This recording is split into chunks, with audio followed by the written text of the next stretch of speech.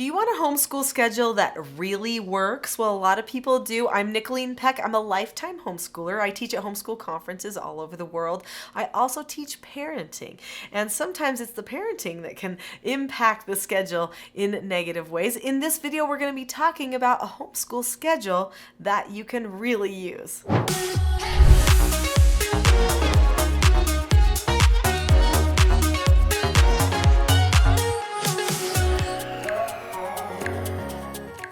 I remember when I first started homeschooling, I wanted to know, what does it look like though? Have you asked yourself that question? But what does it look like? And what I really wanted was the schedule. I wanted someone to tell me, okay, you do this, then you do this, then you do this. And many people would not share their schedules with me. And I found that was because people were doing all kinds of different things. Some people were unschooling, which meant that they didn't want any kind of a schedule at all. Other people were doing essentially public school at home. And so they were very rigid, doing the exact same thing a teacher would do at public school. And I think everyone had this feeling like, well, I can't tell you what to do. You have to decide what to do for you. That was really hard. So I was so glad that I was able to learn the principles of education that led me to making the best schedule that I could have. And I think it's duplicatable. I think anyone can have success with this schedule. So in this video, we're going to talk about where I got the ideas and principles for my schedule and what that schedule is. So I never stopped gathering ideas for my schedule and trying to see what it looked like in people's houses. I really wanted to know so that I could know I was doing it right. You know how there's that feeling like, but am I doing it right? I've got to know. Otherwise, what if I fail at this? Well, there's some great news I have for you, and that is that you can learn everything K through 12 in 4 years if you love learning. That's been proven. Also, you can go from illiterate to literate in 80 hours as an adult if you want to. Okay, so that means that we don't need to stress as much, okay? But also, I want you to know, before we talk about schedules, that only 1 in 10 homeschool days actually is perfect. 1 in 10. So don't expect your homeschool days to be days that will be perfect. So now we know only 1 in 10 days you're going to do the entire schedule and go check, check, check, check, check. But you have to have one anyway. You have to know which direction you're heading so that you actually get somewhere. In fact, there's something I recognized a long time ago, and that is that people who have a good vision of homeschooling are actually more likely to have a successful outcome with their homeschooling. If you're just taking one little subject, one little topic like, ooh, they need to read, or they need to love math, or we've got to get them caught up. If you're doing that kind of thing, you actually might not have the outcomes that you see other people have. You've got to have a little bit more of a big picture, a vision of what type of a person you're trying to create. So a long time ago, I decided that I was creating a certain type of adult. I wanted to have an adult that was a joyful adult who knew what their mission in life was and couldn't wait to fight for it and had solid relationships with God and family. If I could create that sort of an adult, and if I could keep my focus there, then I knew that I didn't have to sweat the small things that were happening in all of the childhood experiences. So I had a big view, and then in the minute I had the skills that I needed with my parenting, with my teaching self-government parenting, which there's so many videos on this channel for, that I could help me through those little minutes. So have a big picture. That's super important. Now let's talk about the day-to-day schedule. So before we go through the what comes next in the schedule, I'm going to invite you to subscribe to this channel. People need support when they're homeschooling. You need to know other people that are homeschooling too. I've homeschooled my children all the way, and there are multiple videos on this channel about homeschooling, but there are also videos all about parenting, and what you are really doing is you are just doing full parenting with academics and with all the regular stuff. So every video on this channel is going to help you as you are homeschooling your children. So click on the subscribe button now. I believe in the principle of tithing. So that's a biblical principle where you pay first to the Lord. You give to the Lord what is His, right? That's why we have the Sabbath day. There's that one day that's God's day. Okay, so I am going to give the first part of my day to God. And so that's a big part of our homeschool, and to principle too, to truth, so that we can make sure we balance everything back to that. So I would wake up early so that I could maybe get a shower, maybe exercise, maybe make my bed. Okay, and then maybe even do some of my own scripture study or meditation in there. Okay, do those things for yourself first if you can. Set a time before you ever want to start the homeschool day. So I always wanted to start the homeschool day at 9 a.m. So I usually woke up around 5 or 6 because I taught water aerobics at the city pool. That was my exercise. And then I would do my own studies, sometimes even my shopping. And then I would be ready for breakfast and homeschool at 9 a.m. You don't have to start that early though. You can start way later. That's just what I did, and it was useful for me so that I filled my bucket, sharpened my saw first. It was super valuable. So then started Canon at 9 a.m. Now, by the way, my children got up a little bit before that so that they could get their chores done. Okay, so we had a little bit of a chore time that would happen sometime between 8 and 9, and oftentimes they would have breakfast and chores during that time. So wake up, eat breakfast, do chores, get dressed, start Canon at 9. So what is Canon? Well, I'm going to use a biblical thing again here, another biblical reference. So the first 5 books of the Bible are called the canon of the Bible, and a canon is basically a measuring stick. So those first 5 books of the Bible are what we measure everything else to that's in the Bible. So our canon is our time at the beginning of the day where we measure the whole rest of our day to that time. So in our canon, what we did is we would say our family prayer, because we always pray as a family morning and night. We would say family prayer. Then we would say our family mission statement. And if you want to know how to make a great family mission statement, I've got videos about that.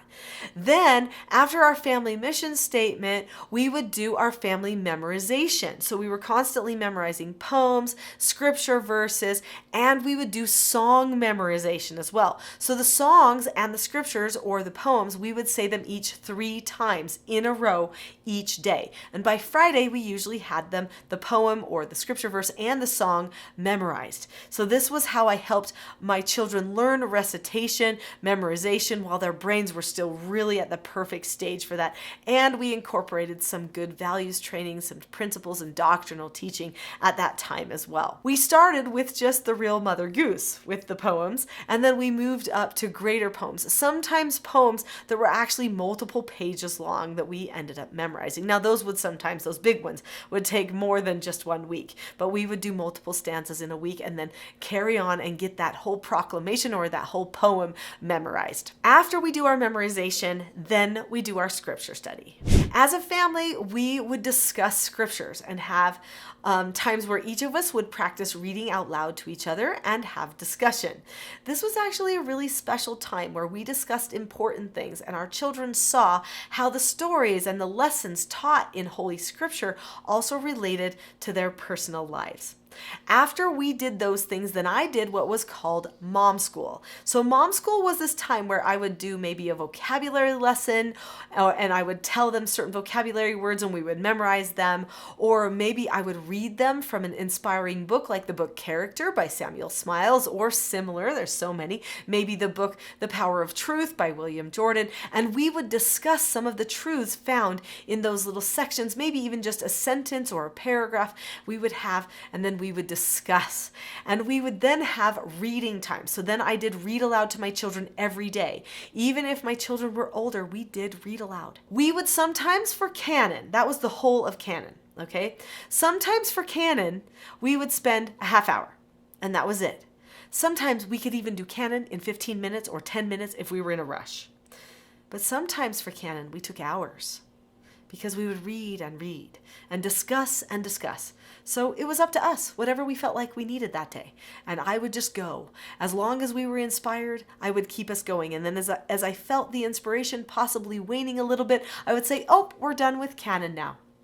And then we would move on to discussing other things. I always had a milk crate by the side of my couch. I actually think I still have that milk crate by the side of my couch. Anyway, I would go to the library and we would fill that milk crate with books in the library, especially when the children were younger, that related to like maybe all aeronautics or all mammals or rocks or the flight pattern of birds or something like that. And we would take one topic at a time and we would read 1 or 2 of those books in a day, and we would study them together. And sometimes we had a lap book that we were creating creating about that topic. So I remember we did a lap book about the creation one time. And so for multiple months, we were discussing, one time it was volcanoes for a whole week, and then it was rocks for a whole week, and then it was dirt for a whole week. And that was all on the same day of the creation. And we would add little bits to our lap book each day, and sometimes even go around our town and collect dirt samples and put them in our lap book. So I liked project-based or unit study-based learning because I felt like that really helped my children get a hands-on feeling for their learning. So sometimes that learning time, especially when the children were younger, would go all the way up to lunchtime. Then we would have lunch, then they would have some kind of free time where they would play and do some things outside, and then we would have independent study time. Independent study time was the time where they would follow through with their study goals that they had from their mentor session that week. So each Sunday we would do mentor sessions with each child, and they would set goals academically, spiritually, personally, and they would work on those things during their independent study time. So I would say, okay, it's time for independent study time. What are you going to be working on? They would open up their mentor journal, which, by the way, you can find mentor journals at teachingselfgovernment.com in the store. I have mentor journals there that have the whole format that you can fill out. So they would open up their mentor journal and they would say, let's see, what did we talk about this last week?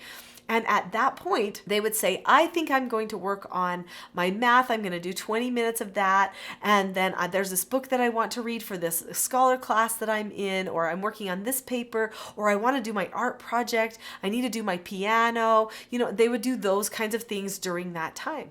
And then at the end of study time, because I always believed in scheduling time, not content, at the end of their independent study time, they would come to me and tell me everything that they had done during that independent study time. This is how we ran our day. Now, if our children were older, if they were in their teen years and they were maybe in a different phase of learning, and I hope that you'll go to the video I refer to you after this because it's going to help you understand the phases of learning. So I'm just going to say right now, if they were in a scholar phase of learning, they may not do all of the study out of the milk crate, right? They'll do a little bit of the read aloud maybe with me, and then the whole rest of the morning they're going to be doing independent study time too, because they need more study hours. And you'll see why as you go to the next video that I have for you. So this brings me to the next video, which is the video, The 5 Cultures of Great Homeschooling. These 5 cultures will help you learn how to set up even more aspects of your home environment so that you can have a truly great homeschooling experience. I also want to tell you something else. I've done something that's free for everyone. At the time of COVID, when more people started homeschooling than ever before, I started a new website. So my normal website is teachingselfgovernment.com, but I have another website that is dedicated to homeschooling, and it's called theheartofhomeschool.net. If you go to theheartofhomeschool.net, there are free homeschool conferences and classes there that will help you learn even more. So try to go to theheartofhomeschool.net as well as going to the class, the next video on here, which is the 5 cultures of great homeschooling, and you will be on your way to creating a homeschool journey that will change your heart and theirs.